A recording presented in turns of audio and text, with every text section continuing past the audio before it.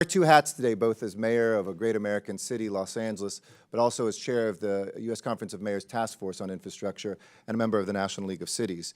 Here with a clear message from America's local communities that it's time to pass an infrastructure package, comprehensive and now. And I think for most people, this isn't about miles paved, this isn't about statistics, this is about stories and lives. How much time we spend with our children, whether or not we can drink clean water from our taps, whether we have a smooth commute to work. And this Congress has an amazing chance to make history, to be able to reignite homegrown industries here and also create great middle-class jobs we can't export away from this country. 2 years ago, we heard two presidential candidates talk about hundreds of billions of dollars of infrastructure investment, and America is still waiting. But the same night that we elected a new president, America's cities passed $230 billion of voter-approved measures from Georgia to Ohio to Washington State, including $120 billion in my own city, my own county, Los Angeles, which was the largest measure ×2 in American history, one that also creates 787,000 jobs for Americans, building that middle class. No matter where we live, no matter who we are, Americans feel very clear that it's time to improve our communities.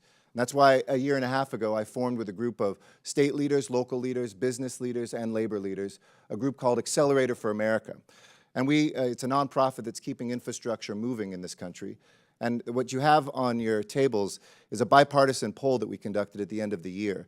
And it showed that the top two issues that Americans want this Congress to work on were health care and then infrastructure. That was above immigration, climate change, even jobs in the economy. Number two was infrastructure. So in 2019, believe it or not, 80% of Americans agree on something, and that's the need to move forward with infrastructure. 50 years from now, I want to look back on this Congress and this committee and say that you are the ones who brought about that turning point. This Congress transformed the foundation upon which this country is built, and our country needs you. Nations across the world are planning for 50 and 100-year plans for infrastructure, while we're limping forward with 2- and 5-year Band-Aids. It's time for us to think about that long-term to win that future. And that's why I'm submitting in today's testimony a plan that the U.S. Conference of Mayors has approved for a $1 trillion infrastructure plan supported by our local communities, urban and rural, north, south, east, west, red and blue. And $612 billion of those dollars are directly under the jurisdiction of this committee. So today, let me ask you to consider three things as you look at infrastructure. 1, encourage leverage. 2, reward innovation. And 3, consider the long-term maintenance of our infrastructure. First, leverage. Leverage local government. Leverage state government, and yes, leverage the private sector with P3s that we're showing in Los Angeles work, without giving away public assets, but that accelerate how quickly and how cheaply we can get infrastructure built. Second, reward innovation. When you consider the needs of our roads and our bridges, our railway and our airports, ask that you can look at the speed at which we are innovating. In LA, which is known as America's car capital, we are the headquarters of Hyperloop, home to electric scooter revolution, the new Boring Company, new technologies that are excavating tunnels faster than ever, electric cars that are reducing emissions. And we want these things not to just be invented in America, but exported from America. As we redo our port in Los Angeles, we don't have a single American company that redoes port equipment. We don't have a single American company that does rail equipment. So that requires flexibility from federal government to look not only at technologies today, but to put in this legislation technologies that will evolve tomorrow.